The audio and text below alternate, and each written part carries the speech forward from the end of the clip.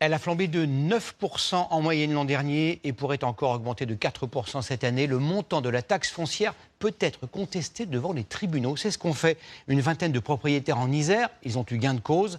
Cette taxe est également contestée en justice à Marseille et à Paris. Pouvez-vous faire de même? Ludovic Romanens, Octavie Couchard et Antoine Janon. Jérôme Aubreton a le sourire. Le tribunal administratif lui a donné gain de cause au bout de 5 années de procédure.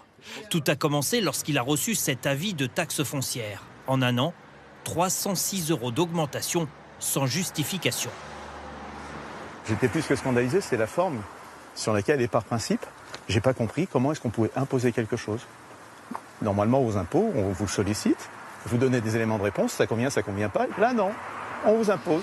Lui, comme 23 autres propriétaires, ont gagné face au service des impôts de l'Isère. Mais comment? Grâce à une erreur de l'administration.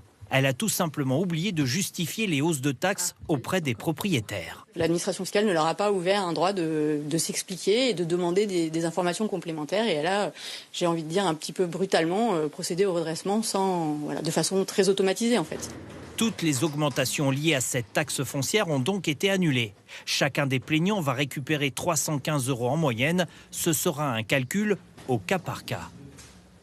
Il est probable qu'on va peut-être demander aux personnes de refaire une déclaration rectificative et dans ce cas-là, refaire le calcul de la taxe foncière. Partout en France, ce type de procédure se multiplie.